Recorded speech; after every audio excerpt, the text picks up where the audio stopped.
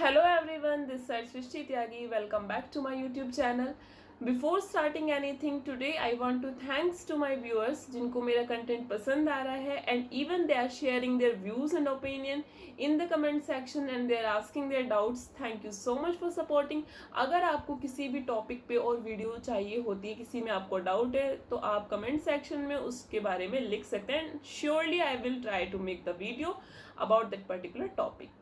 So उसी के साथ स्टार्ट करते हैं. आज की क्लास है हमारी सेल डिवीजन के बारे में, जो कि सेल चैप्टर का छोटा सा टॉपिक बच गया था. तो without wasting any time start करते हैं.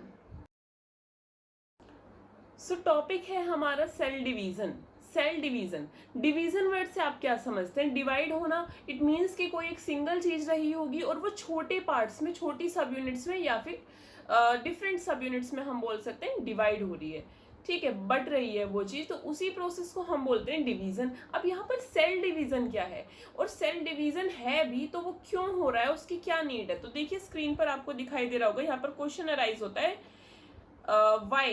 वाई से पहले एक लाइन लिखी हुई है, new cells form in the body. हमारी बॉडी में न्यू सेल्स बनती रहती हैं. ये कॉन्टिन्यूस प्रोसेस है जो कि लाइफ टाइम हमारा चलता रहता है. तो क्यों, वाई, क्यों होती है नई सेल्स हमारी बॉडी के अंदर फॉर्म? तो इसका आंसर है to replace old cells, dead cells और injured cells. With the passage of time हमारी बॉडी की कुछ जो सेल्स होती हैं वो ओल्ड हो जाती हैं, कुछ सेल्स डेड हो जाती हैं. जैसे स्किन की कुछ सेल्स डेड हो जाती हैं और उसी के को रिप्लेस करने के लिए न्यू सेल्स बनती हैं ताकि हमारी बॉडी एकदम फिट एंड फाइन रहे और उसमें कोई भी प्रॉब्लम ना हो. तो उन्हीं सेल्स को रिप्लेस करने के लिए, जो कि कौन कौन सी हैं? ओल्ड सेल्स हैं, डेड सेल्स हैं और इंजर्ड सेल्स. किसी वजह से कुछ सेल्स खराब हो गई, कि हमें कोई चोट लग गई, सेल्स को प्रॉब्लम हो गई, तो उन सेल को रिप्लेस करती है न्यू सेल्स. क्लियर हुआ इतना? तो बॉडी में न्यू सेल्स किस लिए बनती हैं, उनकी नीड आपको क्लियर हो गई. आगे देखिए, नेक्स्ट रीजन है इसका to form the gametes required for reproduction. Second reason है कि रिप्रोडक्शन के लिए गैमेट्स की रिक्वायरमेंट होती है. तो गैमीट्स को बनाने के लिए भी सेल का बनना जरूरी होता है और ऐसी सेल्स जो गैमीट बनाती हैं उनको हम क्या बोलते हैं? क्या बोलते हैं? Sex cells. या फिर गैमीट्स को भी हम सेक्स सेल्स बोल सकते हैं because they are responsible for the sexual reproduction etcetera. Clear हुआ? तो गैमीट्स हमारे रिप्रोडक्शन के टाइम पे बनते हैं और उनको बनाने के लिए भी सेल्स की रिक्वायरमेंट होती है. तो सेल डिवीजन उनके टाइम पे भी अकर होता है. आगे बढ़ते हैं इसी के साथ.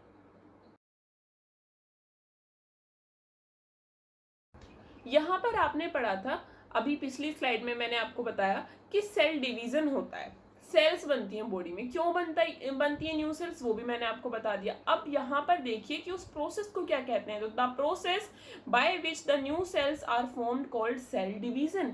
उसी प्रोसेस को हम सेल डिवीजन बोलते हैं. इट मीन्स जो न्यू सेल बन रही है वो ऑलरेडी प्री एग्जिस्टिंग सेल्स से बन रही है. इट मीन्स कि पहले से कुछ सेल्स प्रेजेंट है, उनकी डिवीजन हो रही है, देन हमारी न्यू सेल्स बन रही हैं.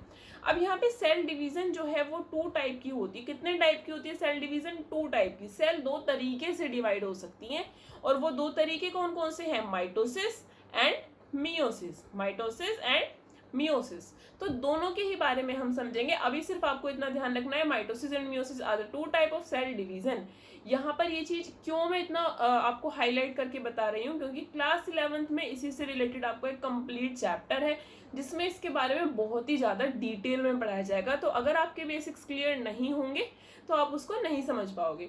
तो वीडियो देखते टाइम जैसे ही आप ऑन करते हैं तो साथ में एक पेन और एक नोटबुक लेकर बैठो, जिससे इंपॉर्टेंट पॉइंट्स को आप लिख सकें, खुद अपनी लैंग्वेज में लिख सकें. अगर आप सुन के उस चीज को खुद अपनी लैंग्वेज में लिखेंगे so it will be better for you. आपको ज्यादा अच्छे से समझ आएगा और वो आपकी मेमोरी में काफी लंबे टाइम तक रहेगा. ठीक है, अब देखते हैं माइटोसिस और मियोसिस क्या होती है. तो सबसे पहले मिलते हैं माइटोसिस से. तो चलिए,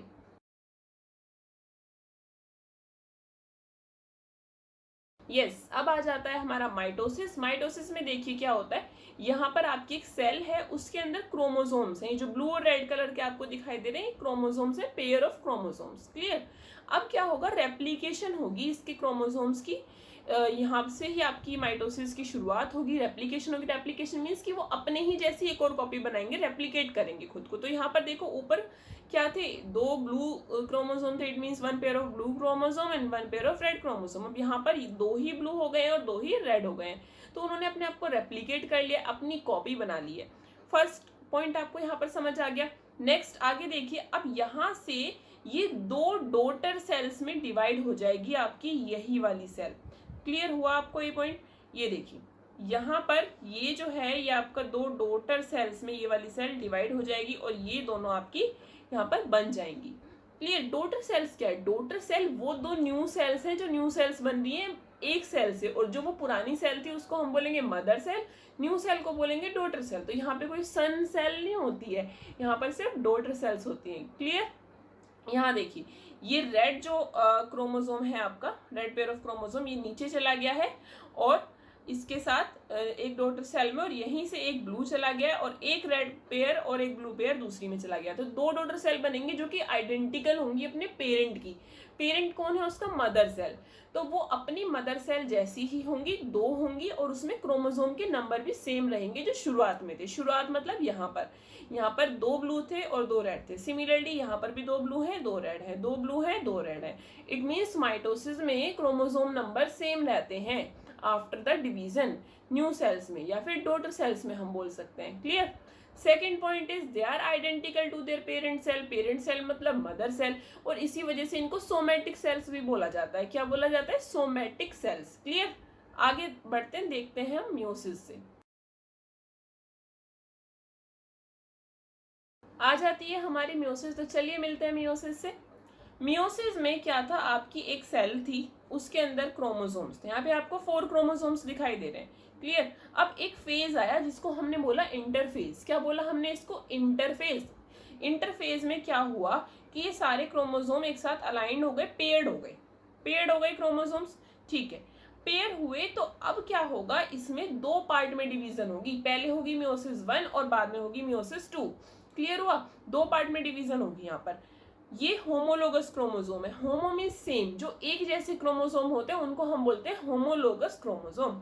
यहाँ से आपकी 2 डॉटर सेल बनी। डॉटर सेल कितनी बनी यहाँ पर आपकी मियोसिस 1 में? 2 बनी। तो पेयरिंग हो गई क्रोमोसोम की कुछ इस तरीके से। अब दोबारा फर्दर डिवाइड होगी, तो ये आपको अभी डिटेल में नहीं जाना कि यहाँ पर किस तरीके से क्रॉस हो गए क्रोमोसोम, आपको सिंपल समझना है। अभी डिटेल में आपको आगे हायर क्लासेस में बताया जाएगा। तो डॉटर सेल जब 2 थी तो एक डॉटर सेल इन दोनों में डिवाइड हो गई, दूसरी डॉटर सेल आपकी इन दोनों में डिवाइड हो गई। तो इट मीन्स कि लास्ट में कितनी डॉटर सेल बन गई? 4 डॉटर सेल बन गई। तो डिफरेंस क्या हुआ माइटोसिस से कि मियोसिस में 4 डॉटर सेल बनती हैं और माइटोसिस में कितनी बननी थी? 2 डॉटर सेल बननी थी। अब चारों में आप ये देखिए कि क्या इसमें जो नंबर है, नंबर ऑफ क्रोमोसोम, वो सेम है या अलग है? देखिए शुरुआत में कितने थे? 4 थे। यहाँ पर कितने हैं? 2 है।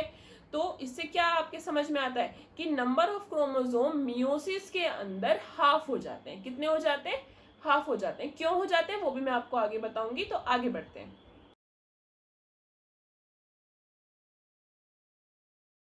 यस, अब यहाँ पर आपको दिखाई दे रहा होगा difference between mitosis and meiosis.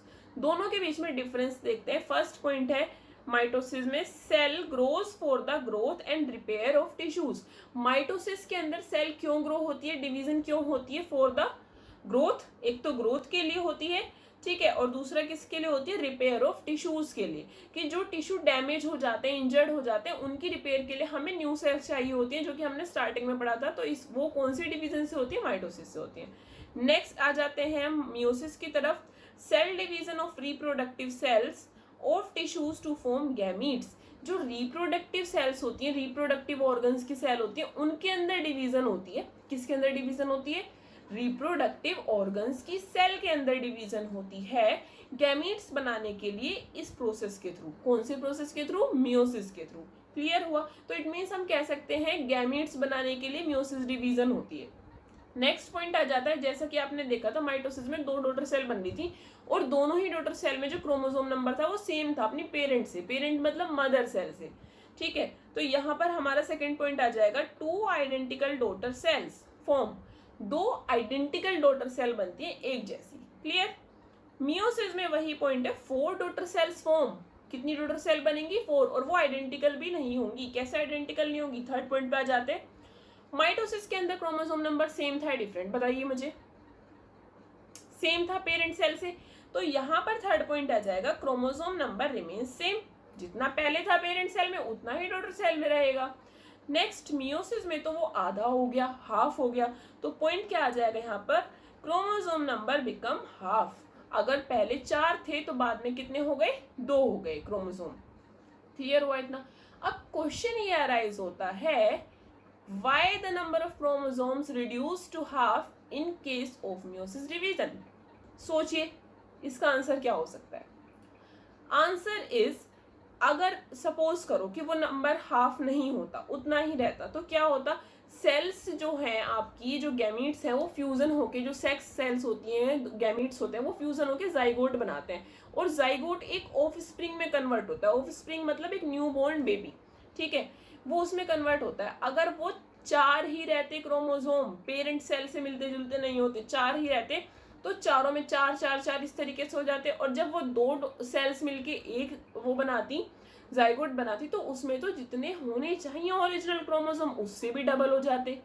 तो वो जाइगोट बनने से पहले वाली स्टेज होती है, इसलिए उसमें क्रोमोसोम नंबर हाफ हो जाते हैं, जिससे फ्यूजन जब हो तो वो अपने आप ऑटोमेटिकली ट्वाइस हो जाएंगे, जितने ओरिजिनल में थे उतने ही हो जाएंगे एक न्यू ऑर्गेनिज्म के अंदर। क्लियर हुआ reason? Any doubt till this topic? Okay, so ये आपका लास्ट टॉपिक था इस चैप्टर का। इसी टॉपिक के साथ आपका chapter 5 class 9 the fundamental unit of life that is cell complete होता है। स्टिल अगर आपको कोई डाउट है तो आप कमेंट सेक्शन में पूछ सकते हैं।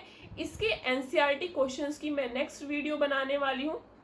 और आपने अगर अभी तक चैनल को सब्सक्राइब नहीं किया है तो please subscribe my channel and also press the bell icon, जिससे कि आपको न्यू वीडियो की अपडेट सबसे पहले मिल पाए और आप सबसे पहले जब आपको जरूरत है उस वीडियो को देख पाए और अपनी क्लास में बिल्कुल अप टू डेट रहें। Okay students, now thank you for watching.